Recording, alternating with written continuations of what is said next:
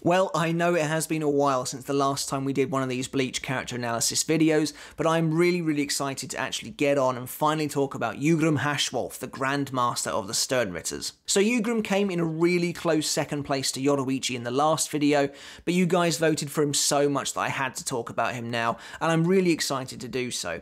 I'm also really excited to say that Seijin Komamura will be the next video we do based on your votes on the last video, but once again, Bambietta Bastabyne came in so close second place that we'll also do a video on her. Moving forwards, however, guys, I want to move the voting for these videos to my community posts. I know it's something you have suggested in the past, and yeah, it makes so much sense. It's just a lot easier for me to get a comprehensive look at who's voting for who. So by the time this video's up, it should already be there. Some of you probably have already voted now, but there'll be 3 brand new characters on a community post for you to vote for. So go over there, vote for which character you'd like to see another video on. We've got this one, then Komamura, then Bambietta, and then it'll be whoever we get on that poll. So go over there and make sure to vote now. And before we really kickstart this character analysis video, guys, if you're new to my channel, if you've just stumbled across it, make sure to hit subscribe, stay up to date with all of my content. We do videos like this every single week on Bleach, so make sure you're a part of that now. Hit the notification bell and give the video a thumbs up if you enjoyed what you saw, because it really does help with the exposure on YouTube as well. Become a part of the wider community too by following me on Twitter, the name should be coming up below, and don't forget as well to join the Discord, the link to which you can find in the description. So, Haschwalth, I'm really happy to talk about this guy finally, as I think there's quite a lot to say about this character. He is quite unique as far as villains go in Bleach. Now, he is the dragon character of the 1,000-Year Blood War, which essentially means he is the second in command, the second main villain of this entire arc. He leads the entirety of the Sternritter army, so you would expect great things from this guy. Now, he has a design to match his kind of regal standing among this empire. He looks pretty much exactly like what I hoped the Quincy would look like should they ever make an appearance in Bleach, and of course they do, and he does look like that. He has the whole angelic holy knight look going on, especially with his European style broadsword and his massive shield that he gets later on as well. His long flowing golden hair is very angelic, and I love the green lapel he has as well. Basically, Haschwalth looks exactly like what I expected the Quincy to look like: prideful, elegant, but again, holy and angelic, and that is exactly what we got with this character. In many ways, his personality reflects his design. He's cold, he's stoic, he's pretty aloof, and he's pretty distant from just about everyone else as well. And you might be thinking this has been done before in Bleach, and yeah, it really has. Haschwalth pretty much is the new Byakuya, the new Ulquiorra, and he's even got his own Grimmjow and Renji in bazz-b, but Kubo does something really different and unique with their relationship, which I actually really enjoy, and it helps the two of them stand out from the crowd as far as Bleach bad guys go. Now, of all the character analysis videos we've done on this channel so far, Haschwalth is the only one to have only appeared in a single story arc, but that doesn't mean that his lifespan in the manga is necessarily any shorter. He actually is in quite a few chapters. His first speaking role is chapter 485, but he is wearing a mask in this scene. It's fairly easy to deduce that it is him because he speaks to Yuha in such an informal manner. However, if you'd like, his first actual maskless appearance where you see his face is 486. Technically, he appears on the double colour page spread for 480 that introduces this arc in the first place, but the Quincy's that appear on this picture are so conceptual to me that I'm not even really sure it's him. I'm fairly sure it's supposed to be, but I'm also pretty sure that none of the others became actual characters that are easily discernible anyway. There is some guy in the back who has earrings, so you could assume it's maybe bazz-b. Maybe one of the guys is Uryu, but this picture, like I said, is so conceptual regarding the Wandenreich that I'm more comfortable with saying Haschwalth's first appearance is 485. And he lasts all the way until very nearly the end of the entire series, with his final appearance being 684. Now, considering he's the Grandmaster of the Sternritter, you would absolutely hope that of all the villains in the 1,000-Year Blood War arc, he is treated some of the best. And yeah, in many ways he is. He has the most appearances of any Sternritter, appearing in, I think I counted this correctly, 54 chapters total, where his nearest competition is bazz-b at 30. He gets a volume cover, he gets a pretty sizable flashback, he gets 2 fights, although we'll get into that a bit later. So really, he's a pretty well-rounded character in Bleach, and he's definitely one of the best handled Sternritter, for me at least anyway. Diving into Haschwalth's role overview then, his role in Bleach as a whole, and really, it's kind of weird. Although he's the dragon of the arc, he has no relationship to Ichigo, which again is pretty refreshing and very different from Byakuya or Ulquiorra, or even characters like Gin, Tsukishima. These kind of villains Haschwalth has very, very little in common with. Which I find to be really, really interesting. Haschwalth's focus is mainly directed towards Uryu, which I actually really like. And I know Uryu and Kubo have received a lot of criticism for making Uryu's role feel a little bit diminished in the arc that's supposed to be his, but I'm never sure I entirely thought that was fair. I think Uryu has a cool role to play in this arc, and that is embellished by Haschwalth and the relationship he shares with the leader of the Sternritters. But really, Haschwalth's role in this story is to kind of stand around and look pretty, and I know that might sound a bit harsh, but he doesn't really do a whole lot, which is kind of sad. He appears a lot, he has plenty of lines, but he doesn't necessarily do much in the story to push things forward. And I think part of that is because, unlike characters like Aizen, who is a little bit more in the background, and then he comes out for a big fight later on, but Yhwach arc is very full on at the start of the Thousand Year Blood War arc. He's right there on the front lines, and Yhwach arc is uniquely motivated as far as Bleach bad guys go to be the driver of the plot. Like, he is pushing things forward. Yhwach arc is there on the front lines. He doesn't necessarily send his underlings out to do his dirty work. He is there on the ground. So it means that Haschwalth doesn't necessarily get the chances to push the plot forward that other villains might do in the story. Like, Tsukishima is another great example. Tsukishima pushes the entire plot forward of the Lost Agent arc despite not being the main villain. The main villain is Ginjo, but Ginjo works in the background the entire time. So here, Haschwalth kind of is relegated to the sidelines. He is Yhwach arc's groupie, essentially. Like, he's there, he's his cheerleader on the sidelines for pretty much the entire arc, and that is a little bit disappointing. The most interesting times for Haschwalth are when he gets a chance to be separated from His Majesty, when he gets a chance to be his own guy. Those are the times I find the character to be the most interesting. Regardless, he is in the story plenty, and he's a part of the first invasion. He's actually a little bit different in the first invasion, something I found kind of noticeable and a bit weird when I went back and looked at the character for research for the video. He has weird facial expressions in the first invasion. There's a moment where he notes that the 13th Division has lost its will to fight, and he even wonders if he should spare the rest of them. So does Yhwach, which is that's pretty weird. That feels very out of character.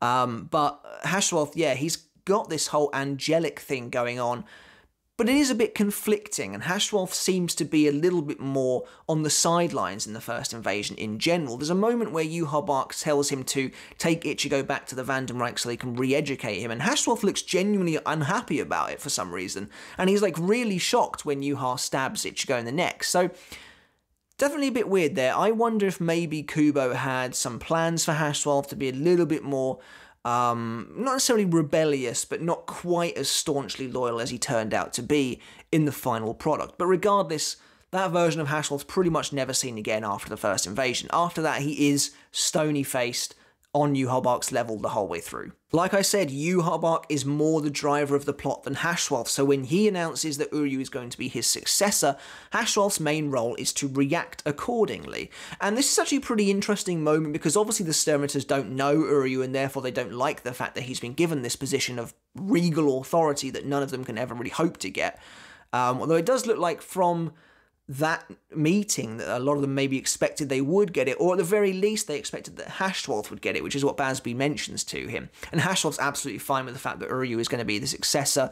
I think this works on multiple levels. I think he's fine with it because, well, for starters, he knows that Yhwach arc is doing this to place pressure on Uryu. It's not necessarily Uryu is his successor. Everyone else is supposed to think that, but Haschwalth knows that's not necessarily the case. And in fact, this really helps to kickstart two of Haschwalth's biggest relationships in the manga. We get to really get his relationship with Uryu off the ground when Uryu is made the successor.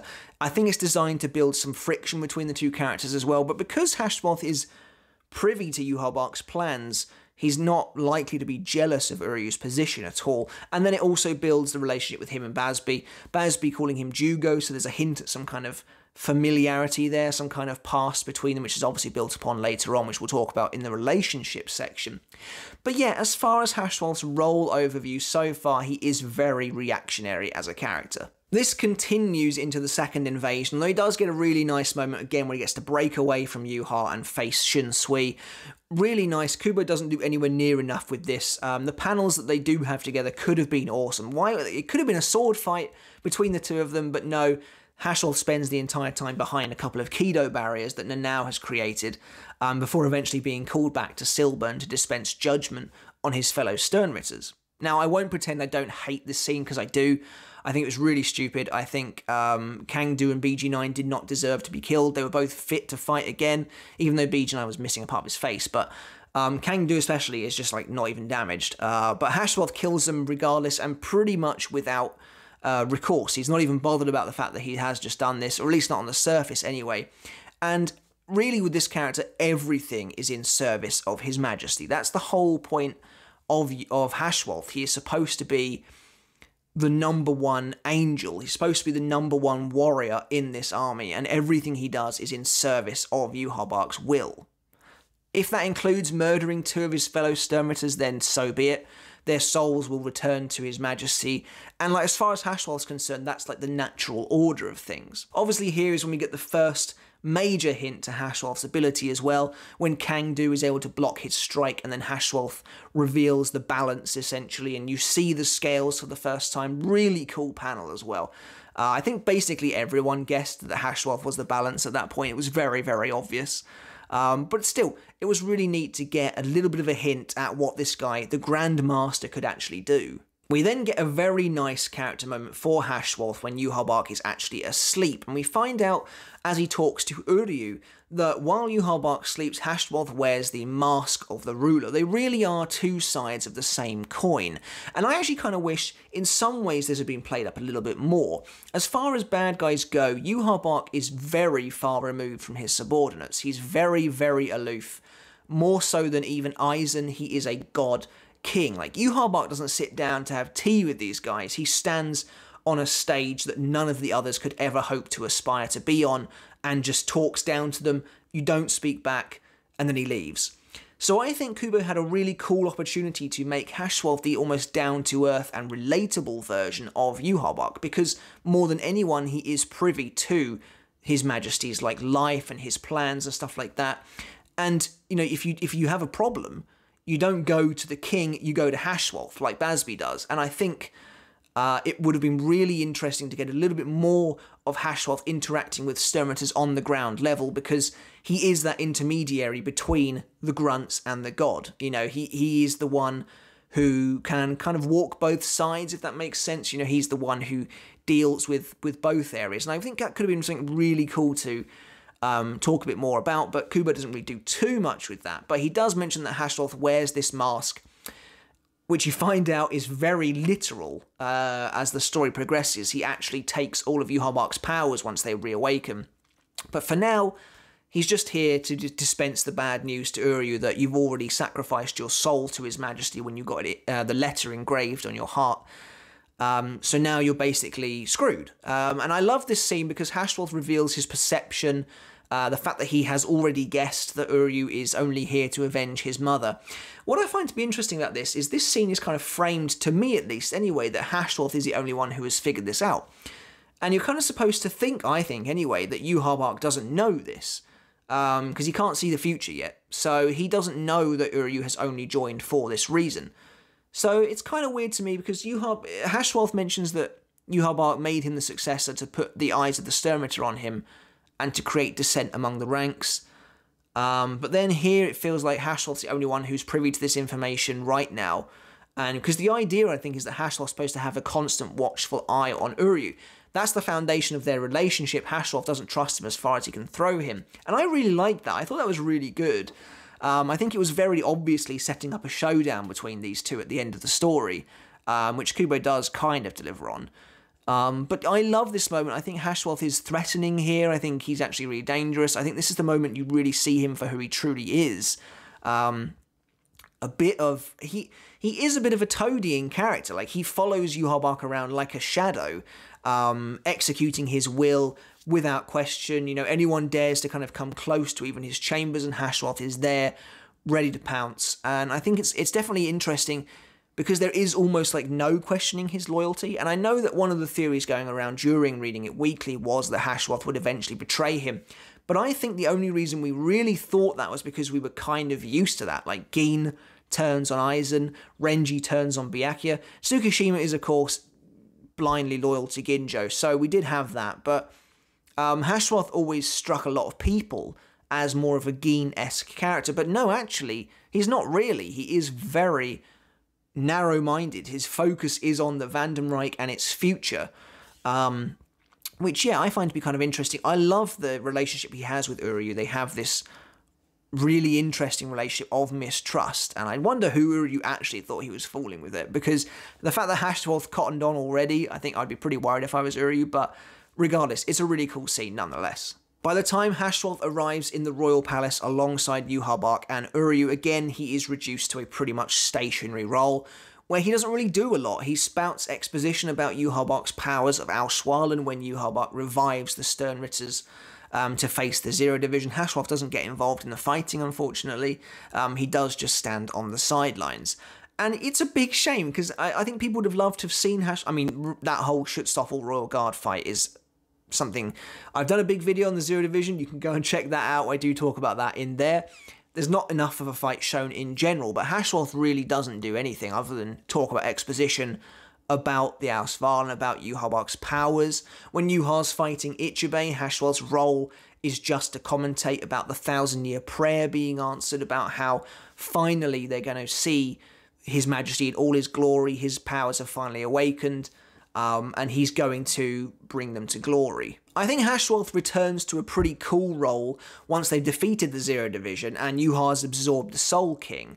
And now Varvelt has been created. They have their Quincy Palace that they have built for themselves on the ruins of the Royal Palace of the Soul Society. And when the remaining Shinigami finally arrive here, Haschwalth basically declares that now that they've trespassed on their holy land, only genocide will suffice, and the final battle begins. And it's during the final battle that we do get the best character moments for Haschwalth as a character.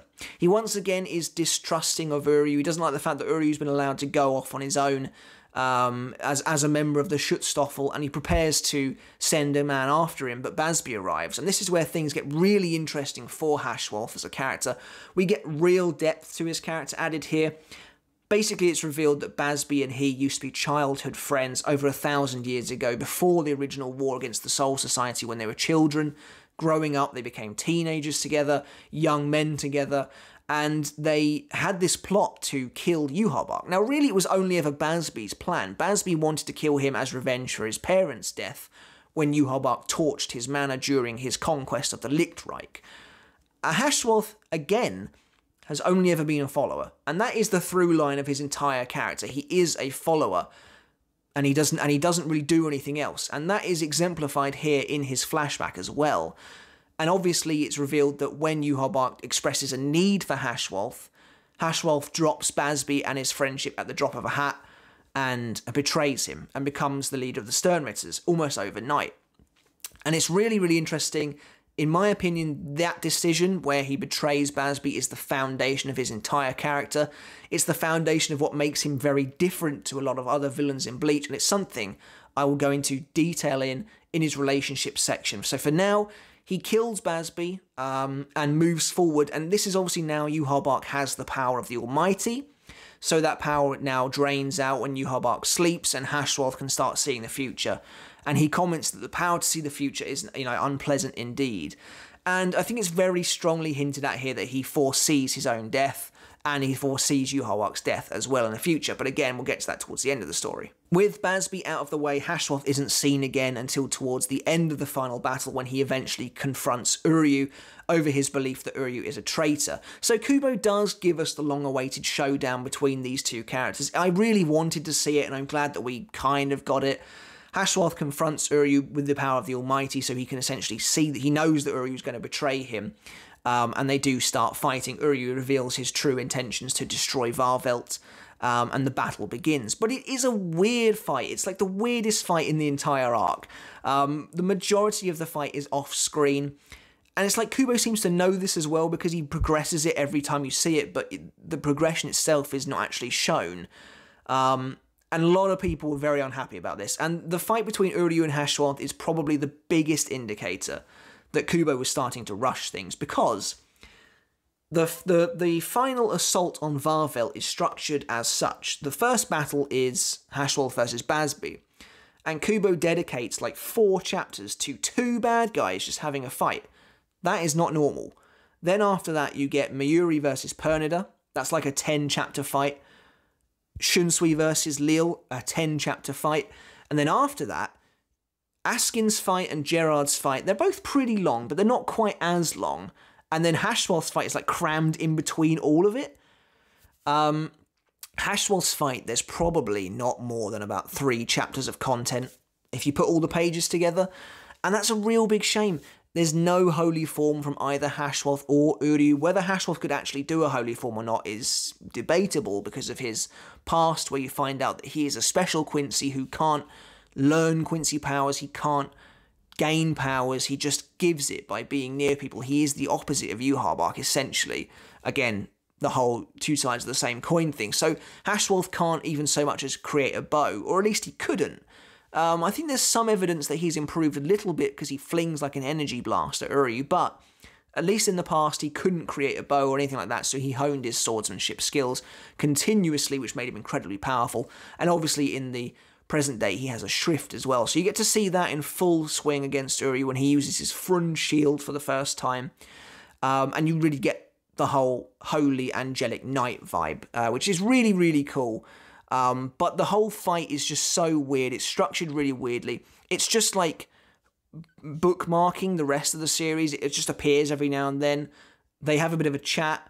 Someone makes a move and it cuts away again. That's the whole fight pretty much. But I know it sounds like I don't like it, but I kind of do. And I know that's probably not a popular opinion, but I was always fascinated by the relationship Haschwalth and Uryu actually had. So for them to have a big conversation about their ideals, about Haschwalth's ideology, about Uryu's ideology, I like it. It's more of a battle of words. Uryu completely makes Haschwalth realise the mistake he's made, which is why Haschwalth gets so angry at the end.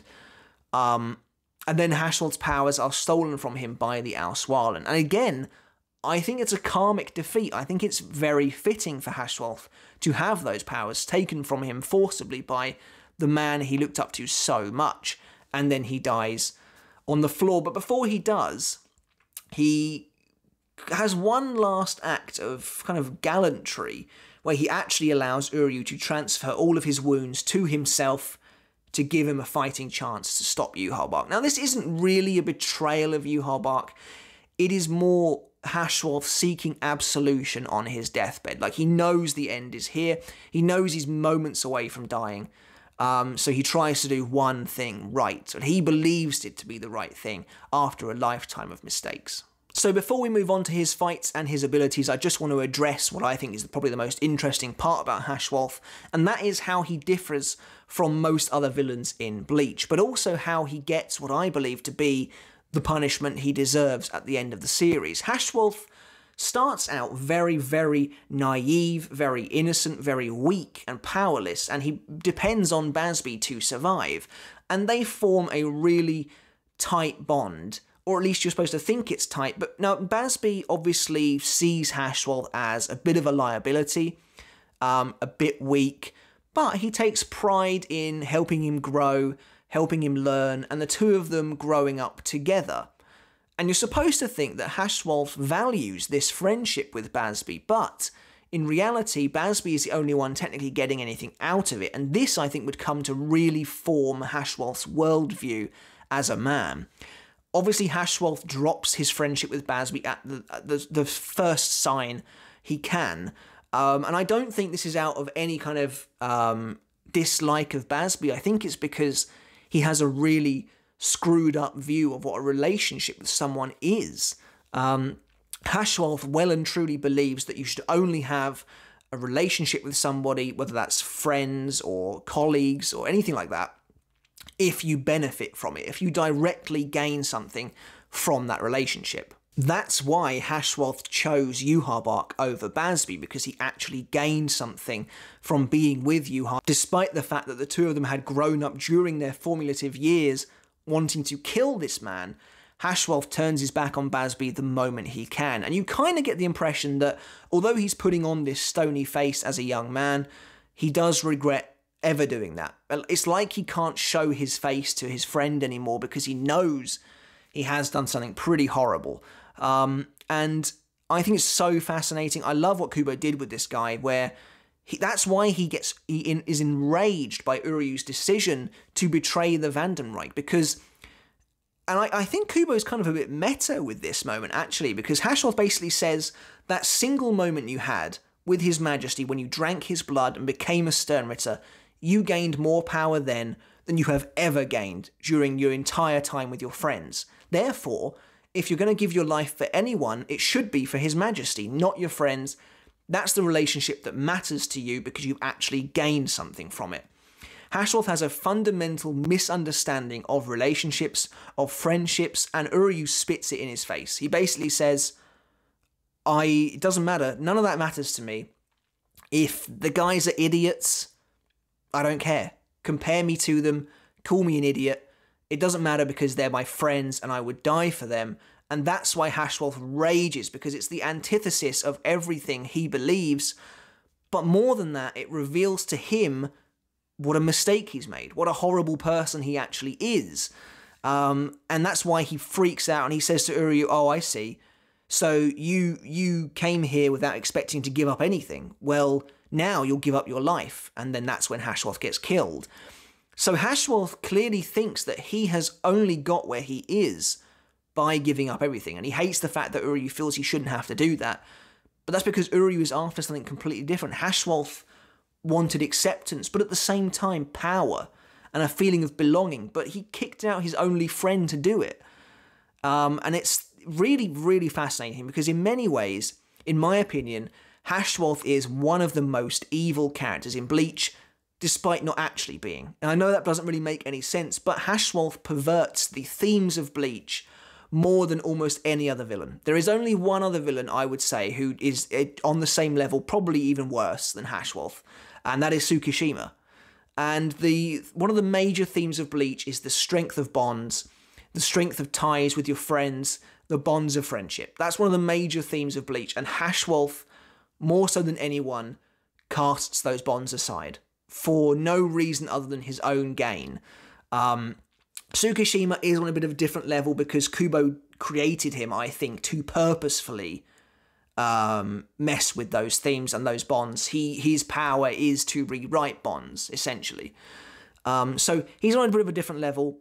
Haschwalth, however, knowingly gives it up. And I think it's so fascinating. I think it's so interesting.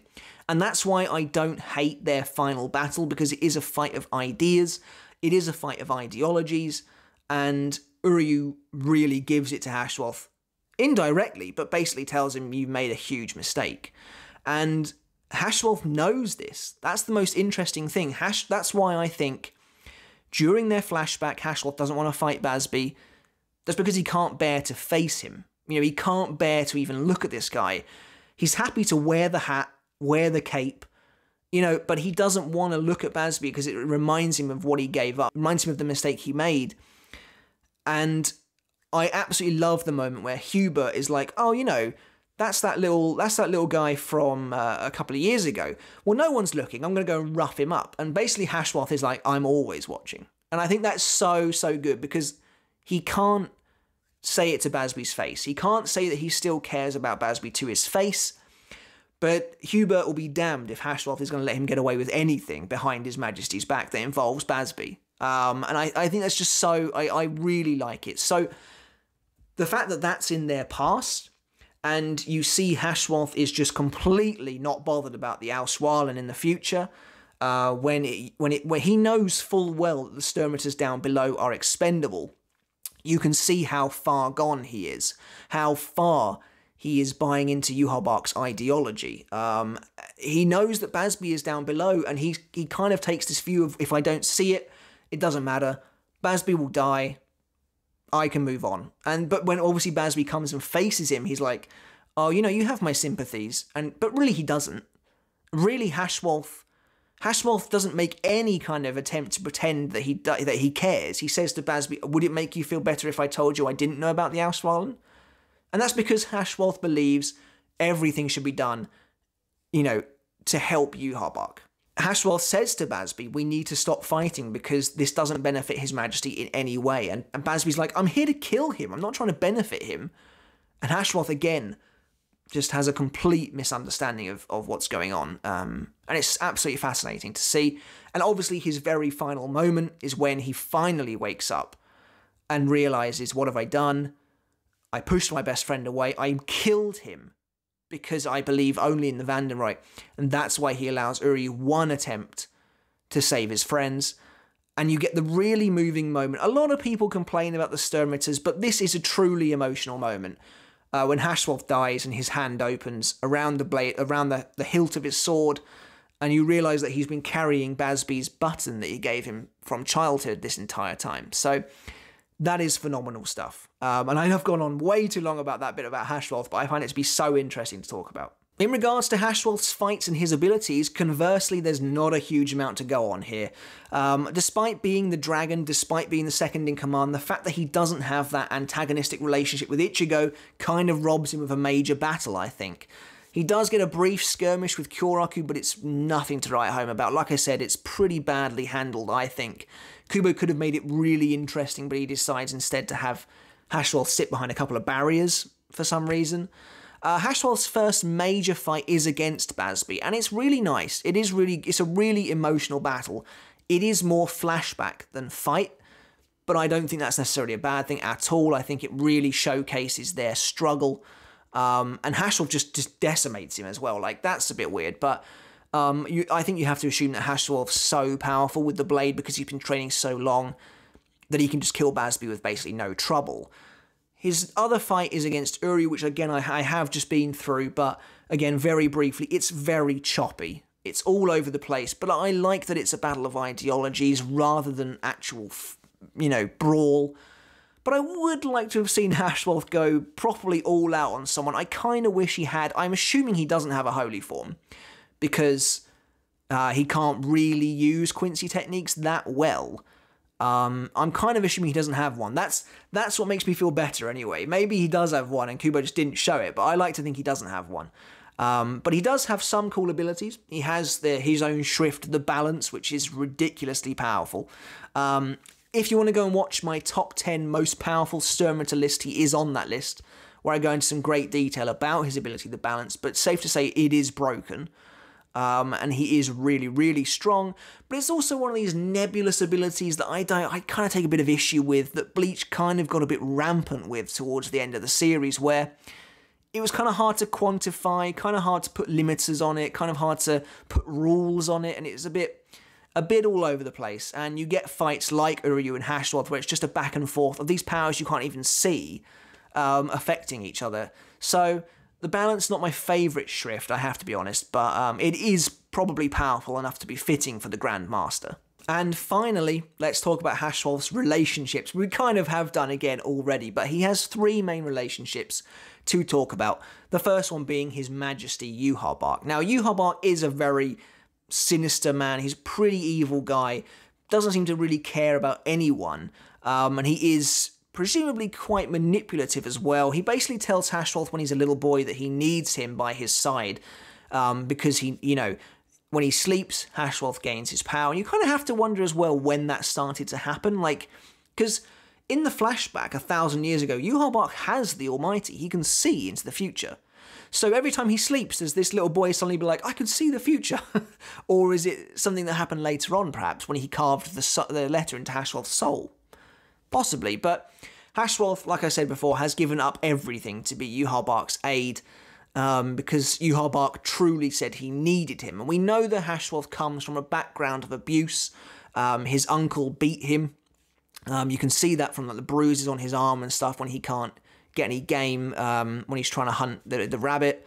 So Haschwalth is kind of used to this emotional abuse as well, and Yhwach is definitely not necessarily taking advantage of Haschwalth, but he knows how to exploit him, I think. But really, though, you don't get a lot into their relationship. Most of it is kind of by proxy. Like, Haschwalth talks to Uryu a lot about that sort of thing.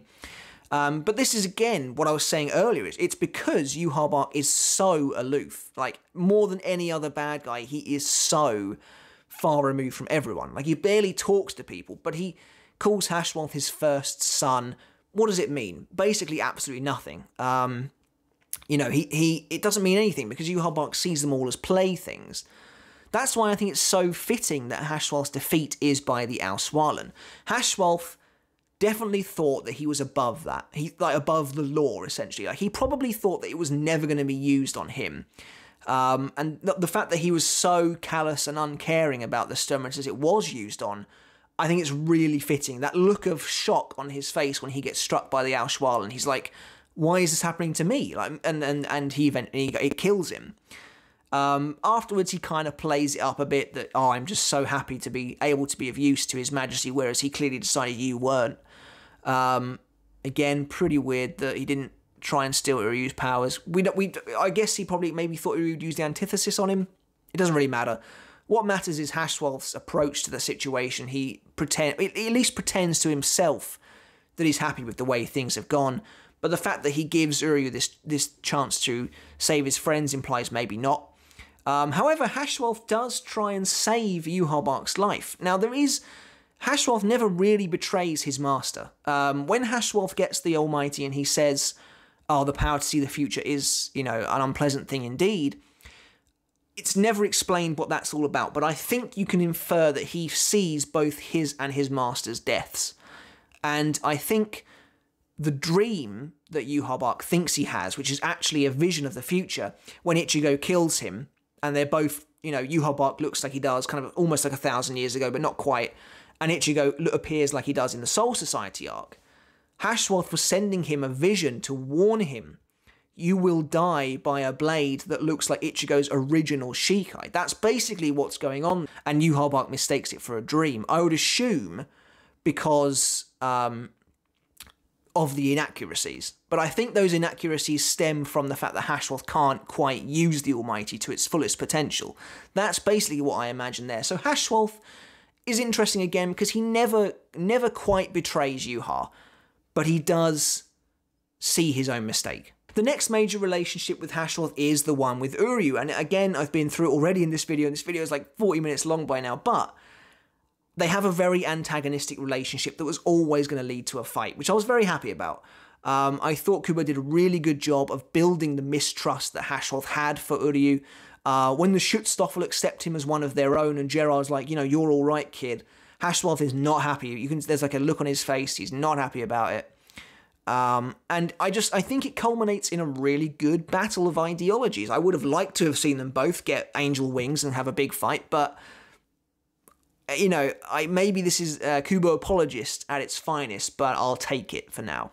Maybe the anime will expand on their fight, but honestly, I'm not getting my hopes up too much, but we could see something from it. And then finally, of course, the relationship with bazz-b, which I've been in big detail already, but like I said, they basically kind of grow up together during their formative years, from children to teenagers to young adults, and it's a great piece of backstory that so many of the Sternritters could have benefited from, but at least Kubo kills two birds with one stone by tying their pasts together like this. And I think it's fantastically well done. I think it's probably some of the best flashback in the series. Almost no question about it, one of the best villain flashbacks. It really does add an extra dimension to both Haschwalth and bazz-b. More Haschwalth, I would say, than bazz-b, but I think it's very well done. I think their whole friend flashback is fantastic. It just adds a lot to the character that we didn't really know before. There is more to him than this almost like glassy facade. So yeah, I think the whole relationship he has with bazz-b is genuinely really well done and really interesting. But that's it for my video on Jugram Haschwalth, guys. I really hope you enjoyed it. I had a great time talking about this character. I think he's a very interesting member of the Sternritter. And to anyone who's out there who kind of says that the Sternritters weren't very well developed or any kind of thing like that, I just point you towards Haschwalth and say there's so much to this character, so many layers of intricacy, so many interesting things about the way he thinks and his ideology and his, you know, twisted view on relationships and how they should benefit you or else they're worthless. I think it's fascinating. And I think the character is handled pretty well for the most part. I just kind of wish he had a bit more impact on the plot itself and maybe had a better fight at the end. But other than that, I was super happy with Haschwalth. I think he's a really, really cool character. And like I said, definitely one of the coolest of the Quincy's in the series. So that's it, guys. Like I said, again, make sure to go and vote on the poll for the next character you want. We've got Sage in next. I'm super looking forward to that. Such an underrated character. Then Bambietta, that should be a fun one as well. And then whoever wins this poll is going to be next up. So, guys, I hope you enjoyed the video. If you haven't subscribed already, hopefully this video proved its worth to you to hit that sub button. And yeah, just let's keep the channel growing. I really appreciate the support. We're all heading for 25,000. But yeah, until next time, guys, I shall catch you later. I hope you enjoyed, and I'll see you then. Goodbye.